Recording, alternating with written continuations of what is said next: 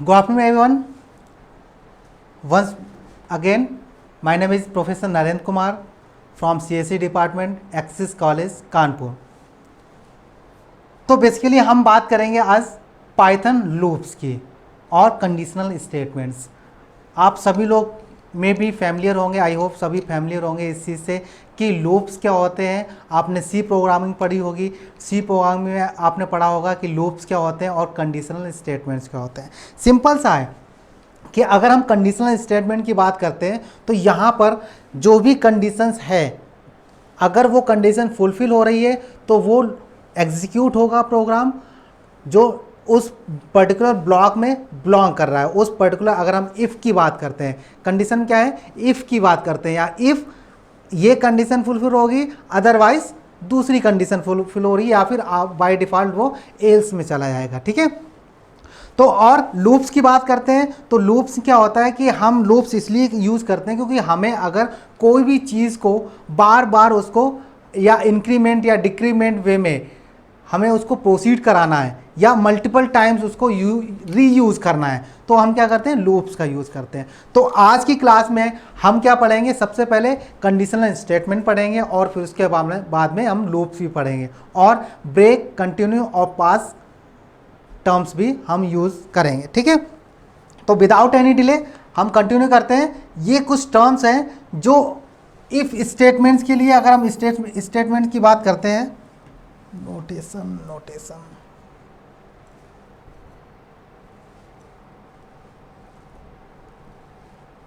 ठीक है. ठीक है. इफ स्टेटमेंट की बात करते हैं तो इफ स्टेटमेंट का सिंपल सा एक फैक्ट है कि ये सिर्फ कंडीशन को चेक करेगा कि अगर if A is greater than B, sorry less than B, तो ये पर्टिकुलर ब्लॉक में जो भी टर्म लिखा हुआ है वो आपका रन कर जाएगा. अदरवाइज क्या होगा, वो लूप से बाहर चला जाएगा. और अगर यहीं पर हम इफ एल्स की बात कंडीशन लगाते हैं तो अगर इफ एल्स लगाते हैं, इफ एल्स स्टेटमेंट लगाते हैं तो यहाँ पर क्या है, दो टर्म्स को प्रिंट कराना होगा.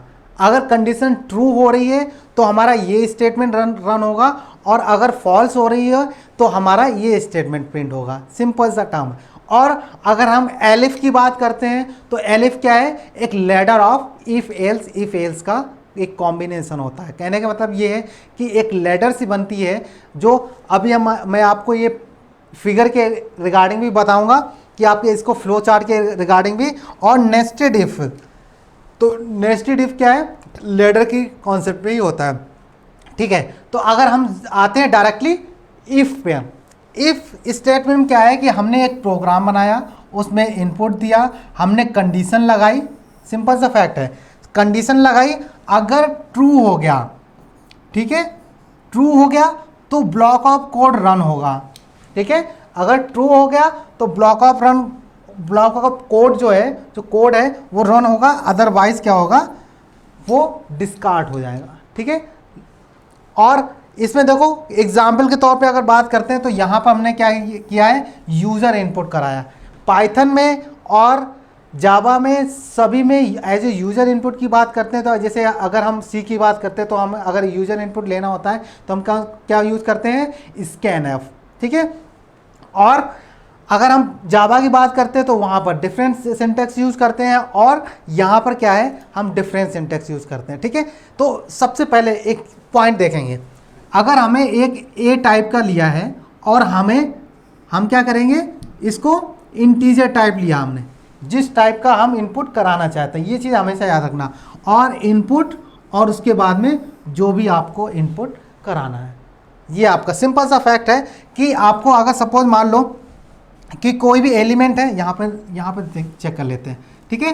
कोई भी एलिमेंट है, हमने क्या किया, उसको अगर हमें फ्लोट टाइप का लेना है तो फ्लोट लिखेंगे, अगर इंटीजर टाइप लिखना है तो इंटीजर टाइप लेंगे.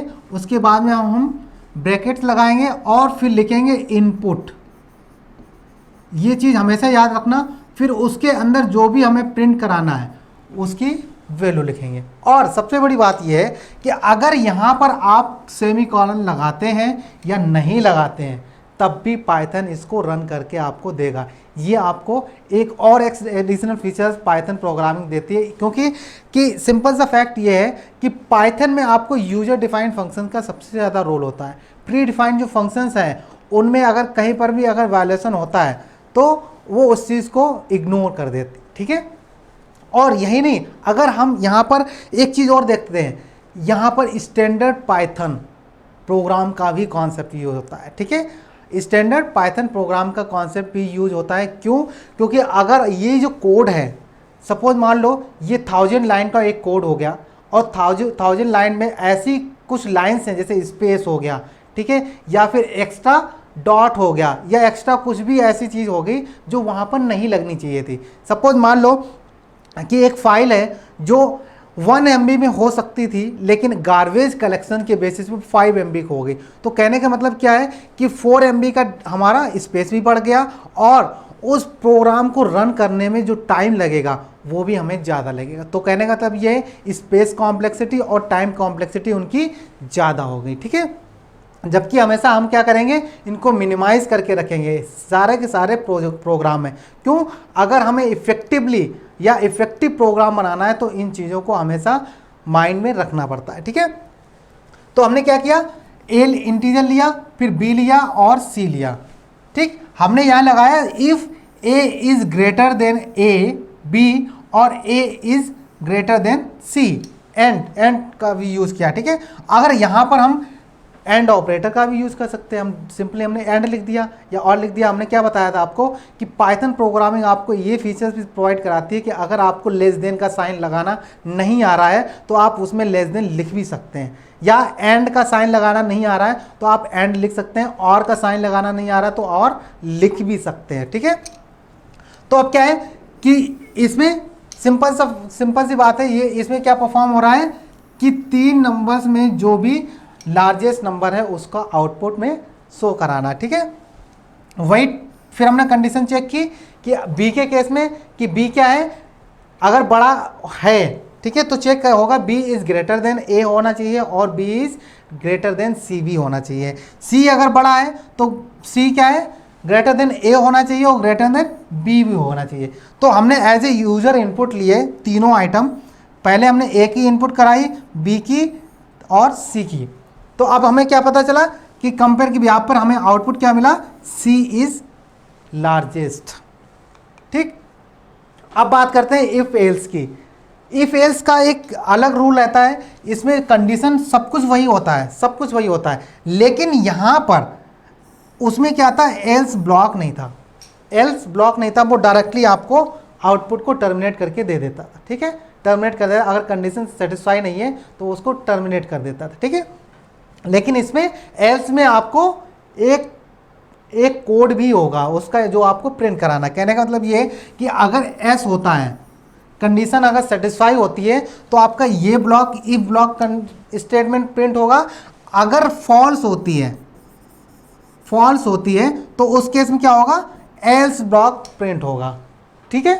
तो अब क्या है, देखो यहाँ पर एक अगर एग्जाम्पल पॉइंट ऑफ व्यू की बात करते हैं तो हम यहाँ पर चेक करेंगे कि जो नंबर आपने दे रखा है वो इवन है या फिर ऑड है, ठीक। तो हमने एक नम लिया, उसको यूजर इनपुट कराया इंटीजर टाइप और एंटर कराया, ठीक है। इसके बाद हमने क्या किया, कंडीशन लगाई if num %2 equal to 0 then. और जब भी हम एक चीज़ हमेशा याद रखना, जब भी हम कोई सा भी फंक्शंस की बात करें, ठीक है, फंक्शन लगा रहे हैं या फिर कोई भी स्टेटमेंट लगा रहे हैं, कंडीशनल स्टेटमेंट लगा रहे हैं या फिर लूप लगा रहे हैं, तो लास्ट में हमें कॉलन लगाना पड़ता है।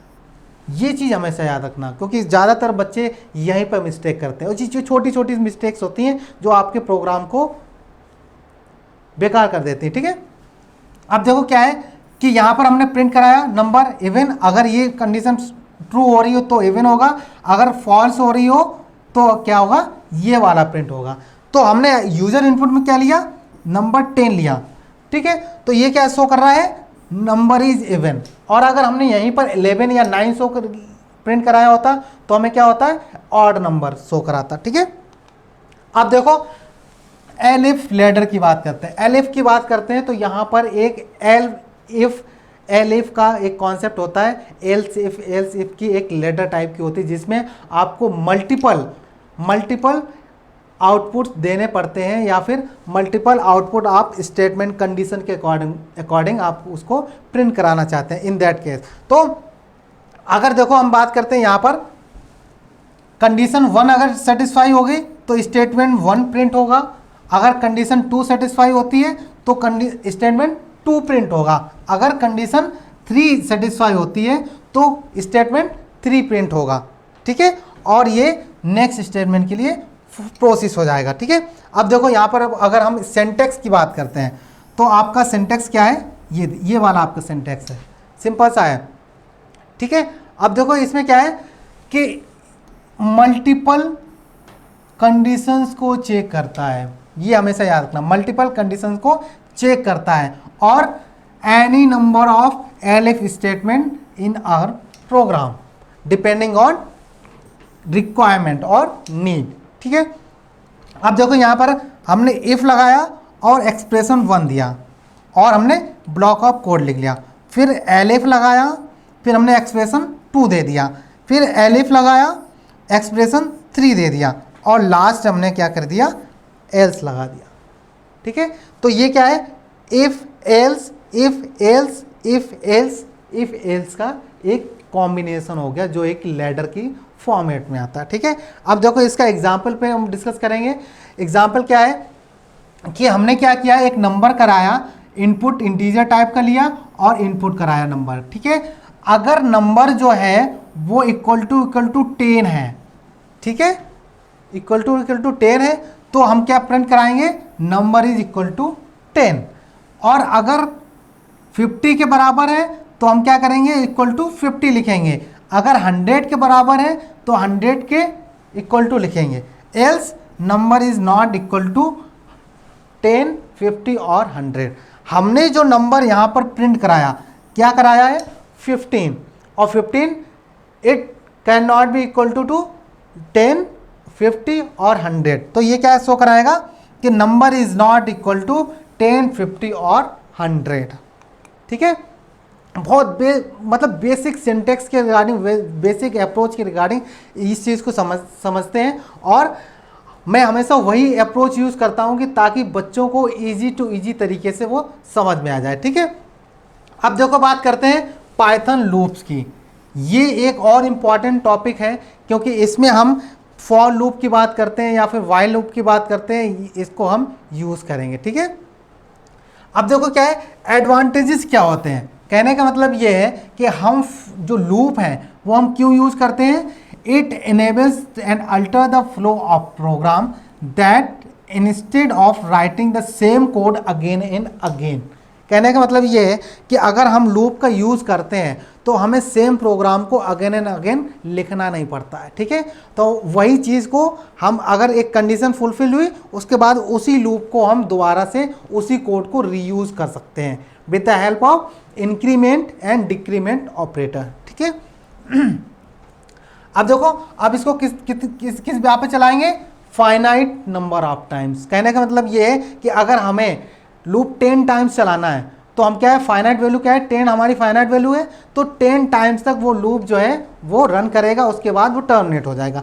अब देखो बात करते हैं एडवांटेज की कि it provides the code reusability. ठीक है, कोड को रीयूज करने के लिए ये फीचर्स प्रोवाइड कराता है। लूप्स क्या करते हैं, we can not write the same code again and again.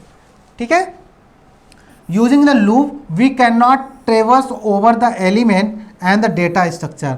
कहने का मतलब यह है कि एरे और लिंक लिस्ट की अगर बात करते हैं तो हम इसको बार बार वर्कआउट नहीं करते हैं, ये डायरेक्टली आपको अप्रोच करके दे देगा। और अब अगर हम फिगर के अकॉर्डिंग बात करते हैं तो यहाँ पर हमें क्या है कि हमने कोड को रन कराया, ठीक है, कंडीशन ट्रू हो गई, अगर ट्रू हो गई तो क्या होगा कि ये इसको आउटपुट देगा और उसी को दोबारा से इनिशियल पोजीशन पहुंचा देगा। कहने का मतलब है कि अगर मैंने i equal to i plus 1 कर दिया और i इक्वल टू 10 तक हमें चलाना है लूप, तो ये क्या करेगा कि 1 से स्टार्ट होगा और हमने क्या किया, i को 1 से इनिशियलाइज किया, तो 1 2 3 4 5 अप टू 10 तक वो चलेगा और उसकी वैल्यू को बार बार प्रिंट करके देता रहेगा। चलो एग्जाम्पल के तौर पे इसको सीखते हैं। तो अब देखो इसमें क्या है कि एक हमने सीक्वेंस लिया, ठीक है, एक आइटम फ्रॉम द सीक्वेंस, और अगर ट्रू हो गया तो इसी को दोबारा से ये रिकॉल करता रहेगा तब तक जब तक कंडीशनल फॉल्स ना हो जाए, तब तक रिकॉल करेगा, रिपीट करेगा तब तक जब तक कंडीशन फॉल्स नहीं हो जाती। ये चीज़ हमेशा याद रखना। और जैसे ही फॉल्स होगी वो डायरेक्टली उसको टर्मिनेट कर देगा, ठीक है। एग्जाम्पल के तौर पे सीखते हैं। अब देखो क्या है, इसमें हम सिंटेक्स की बात करते हैं, तो सिंटेक्स क्या है, ये वाला सिंटेक्स है, ठीक है, for iterating where in sequence, sequence के अकॉर्डिंग अगर बात करते हैं, ठीक है। तो अब क्या है कि अगर हम एग्जाम्पल के तौर पर देखते हैं, हमने एक लिस्ट ली, लिस्ट में आइटम कितने दे रखे हैं, इतने ले रखे हैं, सम इक्वल टू 0 हो गया, और for I in list, I in list, इन सारे के सारे टर्म्स के रिगार्डिंग ये वर्कआउट करेगा, ठीक है। Sum equal to sum plus I, इसके वैल्यू को वो इंक्रीमेंट करता चलेगा और सबको ऐड ऑन करता चला जाएगा, जितने भी उस लिस्ट में आइटम है उनका एडिशन या सम करके आपको दे देगा, ठीक है। तो अब क्या है, print the sum of is sum, ठीक। तो आपका आउटपुट क्या आ गया, इनका पूरा का पूरा आउटपुट आ गया 183। और चीज़ है, अब एक चीज़ और इसमें यूज होती है, एक फंक्शन यूज होता है इन रेंज, ठीक है। रेंज फंक्शन आपको प्रोवाइड कराता है कि आपको स्टार्टिंग कहाँ से करनी है और एंडिंग कहाँ से करनी है, तक करनी है। सिंपल सा फैक्ट है, रेंज आपको एक फीचर प्रोवाइड कराता है इनिशियल और लास्ट पोजीशन के लिए, ठीक है। अब देखो इसमें क्या है कि अगर हमने रेंज 10 दे रखी है तो वो क्या करेगा, 0 से 9 तक, 0 से 9 तक उसको एग्जीक्यूट करेगा। और सिंटेक्स क्या होता है इसका, रेंज। इसको हम अगर एग्जाम्पल के तौर पे, मैंने इसीलिए इसके लिए 2 एग्जाम्पल लिए हैं ताकि आपको ये इजीली समझ में आए। अगर फर्स्ट एग्जाम्पल की बात करते हैं तो हम क्या करेंगे, प्रिंट कराएंगे इवन नंबर, ठीक है। और इसके व्यापार में क्या है, एन लिया और इसकी for I in range 2 and 2, इसके व्यापार हम, और प्रिंट आई फंक्शन, जो आउटपुट आएगा इस व्यापार आएगा। और अगर हम इधर की बात करते हैं तो यहाँ पे क्या है कि एग्जाम्पल 2 लिया। अब 2 एग्जाम्पल में हमने क्या किया, लिस्ट लिया जिसमें हमने कुछ एम्प्लॉयज़ के नेम डाले हुए हैं, ठीक है। अब उनके लिए हम क्या किया, आई इन रेंज लेंथ लिस्ट, उस पर्टिकुलर लिस्ट में जितने भी लेंथ है उसके अंदर जो भी आइटम्स आ रहे हैं उनको हम क्या करेंगे, हेलो साइन करेंगे और लिस्ट को इंक्रीमेंट करते चलेंगे जाएंगे 1 by 1, 0 1 2 और 3 के भी पर, ठीक है। 1 by 1 उसकी इंडेक्स वैल्यू को हम इंक्रीज करते चले जाएंगे और आपको ये प्रिंट करते चला आएगा डायरेक्टली, हेलो रिक्की और देवनैस। अब देखो इसके बाद बात करते हैं नेस्टेड लूप। नेस्टेड लूप का कॉन्सेप्ट क्या होता है, लूप के अंदर लूप। कहने का मतलब ये है कि एक लूप के अंदर एक और लूप। जैसे अगर हम बात करते हैं फॉर आई इन रेंज,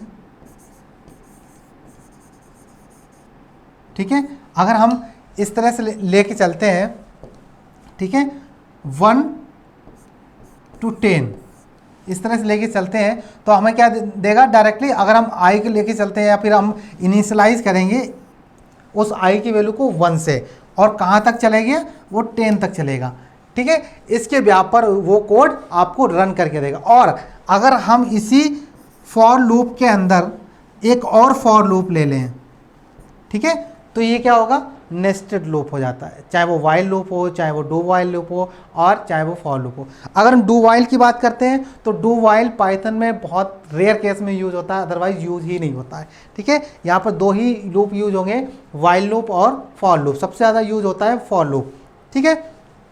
अब देखो इसका एग्जाम्पल की बात करते हैं तो एग्जाम्पल में क्या है कि हमने एक पिरामिड बनाना है, ठीक है। हमें एक पिरामिड बनाना है, नंबर्स का पिरामिड बनाना है। रो लिए हमने, इनपुट कराया इंटीजर टाइप का, ठीक है, और हमने क्या लिया, फॉर आई इन रेंज 0 और रो +1। हम रो को +1 करते चले जाएंगे और स्टार्टिंग कहाँ से कर रहे हैं, 0 से। तो जैसे ही 0 के भी आप पे जाएगा तो ये 1 हो जाएगा, 1 और फिर 2 2, इस तरह से आपका ये वर्कआउट करता चलेगा। फॉर जे लिया, जे इन रेंज आई की रेंज जैसे जैसे आई बढ़ता चला जाएगा, जे की वैल्यू भी बढ़ती चली जाएगी। हमने यहाँ पर एक एलिमेंट लिया, जैसे ही 2 पे आएगा तो क्या होगा, 2 प्रिंट होगा, ठीक है। 3 की वैल्यू आएगी तो कितने टाइम्स प्रिंट होगी, 3 टाइम्स होगी। 4 आएगा, 4 की वैल्यू कितने टाइम प्रिंट होगी, 4 टाइम्स प्रिंट होगी। और 5, जितनी भी हम वैल्यू देते चले जाएंगे उसको, उसी अकॉर्डिंग आपको बढ़ता चलेगा। सबसे बड़ी बात ये आपको एज ए यूज़र इनपुट मांगेगा, ठीक है। यहाँ पर एंटर द रोज इस तरह से मांगे, आपने अगर 5 दी तो 5 तक ये वर्कआउट करेगा, ठीक है। अब देखो वाइल लूप की बात करते हैं। तो वाइल लूप की बात करते हैं तो वाइल लूप में सिंपल सा एक फंडा होता है कि इसमें कंडीशन होती है वाइल, अगर ये कंडीशन फुलफिल हुई, इफ एल्स की तरह ही थोड़ा सा एक वर्कआउट करता है। इसमें क्या होता है कि कंडीशन चेक हुई, अगर कंडीशन ट्रू है तो वो लूप काम करेगा और उसकी वैल्यू को प्रिंट करा के फिर वो नेक्स्ट उसी को रिकॉल हो जाएगा और जनरेट हो जाएगा, ठीक है। कहने का मतलब रिपीट करता रहेगा, ठीक है। तो अब देखो क्या है कि Python while loop also allow the part of code to be executed until the given condition returns false. कहने का मतलब ये, अगर फॉर की, जैसे मैंने आपको बताया था कि फॉर लूप में अगर कंडीशन, तब तक लूप वो चलता रहेगा जब तक कंडीशन फॉल्स नहीं हो जाती। ऐसे ही वाइल लूप में भी क्या होता है कि वो कंडीशन को चेक करेगा, कंडीशन चेक सेटिस्फाई हो गई, ट्रू हो गई, तो लूप को उसका आउटपुट देगा और फिर उसको दोबारा से इनिशियल पोजीशन पहुंचा के और उसको फिर से रीऑर्डर, वो कंटिन्यूसली उसको चलाता रहेगा तब तक जब तक कंडीशन फॉल्स नहीं हो जाती, ठीक है। अब देखो यहाँ पर ये भी आपको दिखा रहा है कि कंडीशन है, कंडीशन फॉल्स हो गई तब तो वो टर्मिनेट हो जाएगा, ठीक है। और अगर कंडीशन ट्रू हो गई तो लूप बॉडी में जाएगा और फिर दोबारा से उसको रिकैलकुलेट करेगा, ठीक है। देखो अब देखो इसमें क्या है, अब कुछ लूप कंट्रोल स्टेटमेंट। अगर हम लूप कंट्रोल स्टेटमेंट की बात करते हैं तो ये कंट्रोल स्टेटमेंट किस लिए बनाए गए, उसका रीज़न ये है कि सपोज मान लो कि आपका लूप चल रहा है, मान लो 1000 टाइम एक लूप 1 से स्टार्ट हुआ और 1000 टाइम तक वो लूप चल रहा है। अब उस लूप को आपको कहीं पर ब्रेक करना हो, ठीक है, या फिर कहीं पर कंटिन्यू करना हो या फिर पास करना हो, तो 3 टर्म्स यहाँ पर यूज होंगे जो लूप कंट्रोल स्टेटमेंट के तौर पे यूज होते हैं, कंटिन्यू स्टेटमेंट, ब्रेक स्टेटमेंट और पास स्टेटमेंट। और इस पे हम 1 बाय 1 डिस्कस भी करेंगे, ठीक है। तो कहने का मतलब ये है कि जैसे ही कंडीशन इसमें आए, टेक्स्ट एक्सप्रेशन होगा लूप का, अगर फॉल्स हो गया तो डायरेक्टली वो आउट हो जाएगा लूप से, ठीक है। अगर ट्रू होगा तो क्या होगा, नीचे जाएगा। अब नीचे जाके फिर कंडीशन चेक करेगा, अगर ऐसा हो गई तो दोबारा इसको रिपीट करेगा, और अगर नो हो गया तो डायरेक्टली उस पर्टिकुलर लूप को प्रिंट कराएगा और आपको आउटपुट दे देगा, ठीक है।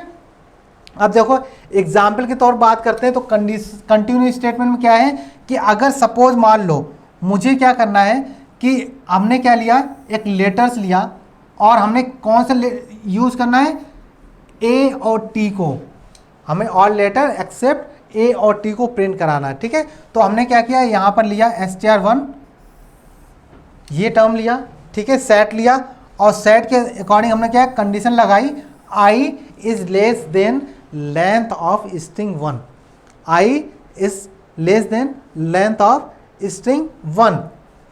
तो अब इसमें देखो जो भी पॉइंट्स हैं वो आपको 0 1 2 up to and so on वो काउंट होते चले जाएंगे, ठीक है। अब इसमें देखो कंडीशन क्या है, if state 1 I is equal to A, ठीक है। अगर ए है और string 1 I is equal to T, तो अब क्या होगा, ये वर्क करेगा और टर्मिनेट कर देगा, मतलब कहने का मतलब ये उस पॉइंट को वो हटाएगा और आगे पहुंचा देगा, ठीक है। अब इसके बाद बात करते हैं ब्रेक स्टेटमेंट। ब्रेक में क्या होगा कि उस चीज़ को वो टर्मिनेट करेगा, कंडीशन के अकॉर्डिंग उस चीज़ को वो टर्मिनेट कर देगा। अगर सपोज मान लो यहाँ पर टी आता है कहीं पर भी, तो उस चीज़ को टर्मिनेट कर देगा, अदरवाइज उसको वो रखेगा। कहने का मतलब ये है सिंपल सा कि अगर ब्रेक स्टेटमेंट की बात करते हैं तो अगर स्टेटमेंट सपोज मान लो a इज़ लेस देन 10 है, ठीक है, ये स्टेटमेंट चल रहा है और ये लूप बार बार, अगर वाइल लूप की बात करते हैं तो वाइल लूप में ये चल रहा है, ठीक है। और कहीं पर भी अगर सपोज मान लो ऐसी कंडीशन जहाँ पर a इक्वल टू 5 हो रहा है, ठीक है, a इक्वल टू 5 हो रहा है, तो वहीं पर लूप जो क्या करेगा, टर्मिनेट हो जाएगा। मतलब उसके जो बाद के जो एलिमेंट रहने चाहिए थे, जो एग्जीक्यूट होने चाहिए थे, वो एग्जीक्यूट नहीं होगा। लेकिन कंटिन्यू स्टेटमेंट में क्या होता है कि यहाँ पर उस पर्टिकुलर स्टेटमेंट, सपोज मान लो मैंने a इक्वल टू 5 दिया है, तो a equal to 5 fifth element जो होगा उसको वो स्किप कर देगा और सारे के सारे प्रिंट करेगा। Got it. दोनों में ये डिफरेंस है कि कंटिन्यू में क्या होगा कि उस पर्टिकुलर पॉइंट पे जो स्टेटमेंट है या फिर आइटम है उसको वो स्किप कर देगा या हटा देगा और सारे के सारे प्रिंट करेगा, सिर्फ उस पर्टिकुलर टाइम के लिए ही टर्मिनेट करेगा और सारे के सारे एज इट इज़ वर्क करेंगे। लेकिन ब्रेक स्टेटमेंट क्या होगा कि अगर 5th पोजीशन पे है और 5th पोजीशन के लिए मैंने लगा दिया है, तो उस 5th के बाद में 6th 7th 8th 9th 10th तक जो भी एलिमेंट आने हैं वो भी टर्मिनेट हो जाएंगे, ठीक है। Got it. अब देखो पास स्टेटमेंट की बात करते हैं, तो पास स्टेटमेंट क्या करता है, it is used to declare the empty loop and it is also need used to define a empty class.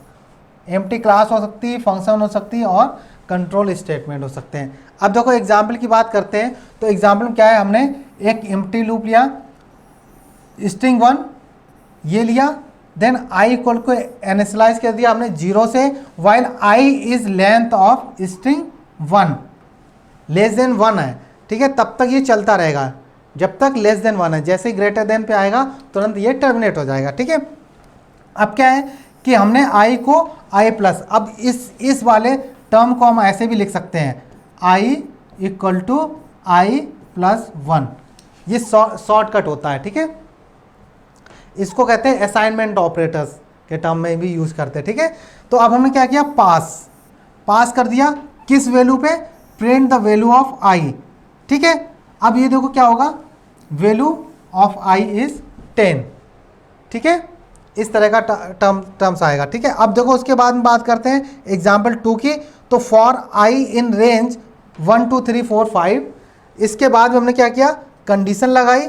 Condition क्या है, आई इक्वल टू 4 और पास किया दिस इज पास ब्लॉक, ठीक है, और आई को प्रिंट कर दिया। अब देखो यहाँ पर क्या है, हमने कंडीशन ली, कहाँ पर हमने इसको पास कर रखे हैं, इसको आई इक्वल टू 4, तो 4th एलिमेंट पे ये पास हो जाएगा और सारे सारे एग्जीक्यूट हो जाएंगे, ठीक है। अब देखो कमेंट्स की बात करते हैं, तो पाइथन कमेंट्स की बात करते हैं, तो पाइथन कमेंट में क्या है कि जिस तरह से जितनी भी अदर लैंग्वेजेस हैं, सी प्रोग्रामिंग हो या जावा हो या फिर पाइथन हो, तो सब में अलग अलग टर्म्स में कहने का मतलब ये है कि आपको अगर एक लाइन है, लाइन को आपको एग्जीक्यूट नहीं करना है। सपोज मान लो कुछ चीज़ें हम याद करने के लिए लिखते हैं, सपोज हमने क्या लिखा, हमने एक टर्म लिखा कि एक प्रोग्राम, जैसे हम इसमें लिखा write a program to define whether the given number is greater than और नॉट, ठीक है। अब इसको आप एग्जीक्यूट तो नहीं करोगे, तो आप सिर्फ प्रिंट के टर्म पे यूज़ कर रहे हो, और या फिर आप पैराग्राफ को क्या कर रहे हो, प्रिंट कराना चाहते हो, लेकिन आपको उसको एग्जीक्यूट नहीं कराना। जो कंपाइलर या इंटरप्रेटर, अगर हम सारी लैंग्वेज की बात कर रहे हैं, ठीक है, तो अगर हम सी और जावा की बात करते हैं तो कंपाइलर उसको रीड आउट नहीं करता है, उसको स्किप कर देता है। ऐसे ही पाइथन में क्या है, इंटरप्रेटर उस लाइन को रीड नहीं करेगा और उसको स्किप कर देगा। अब देखो पाइथन में हम क्या करते हैं पाइथन में अगर हमें सिंगल लाइन करना है, सिंगल लाइन कमेंट बनाना है, तो हम क्या करेंगे, एस्टिक का यूज़ करेंगे। सपोज मान लो मुझे इस लाइन में कुछ लिखना है, ठीक है, कुछ भी लिखना है, ठीक है, तो हमने क्या किया, वो उसके आगे हमने क्या लगा दिया, हैश, ठीक है। तो ये आपको एज ए कमेंट ही शो करेगा, सिंगल लाइन कमेंट, ठीक है। और अगर आपको मल्टी लाइन कमेंट की बात करें या पैराग्राफ कमेंट की बात करते हैं तो हमें क्या करना पड़ेगा, ट्रिपल कोट्स करना पड़ेगा और उसको ट्रिपल कोट से बंद भी करना पड़ेगा, ठीक है। ये आपके पाइथन कमेंट्स पे आते हैं। तो आज का सेशन यहीं तक है और इसके बाद में हम डिस्कस करेंगे आगे जितने भी, अगर हम बात करते हैं इनपुट आउटपुट फाइल हैंडलिंग की बात करते हैं या ओप्स कॉन्सेप्ट की बात करते हैं, तो हम इसके बाद में जो भी वीडियोस आएंगे तो ओप्स से रिलेटेड आपको इन्फॉर्मेशन मिलेगी। और जैसा भी आपको इनपुट लगता है और मैं ये चाहूँगा कि आप अपने रिव्यूज़ दें और उसके ब्याह पर मैं इसके इम्प्रूव करता जाऊँ। जैसे ही कहने का मतलब ये है कि हमारे पास तो बहुत तरीके होते हैं आपको समझाने के, और जो भी तरीके आपको समझना चाहते हैं उस ब्याह पे आप वर्कआउट करा सकते हैं, ठीक है। Okay, good day, thank you.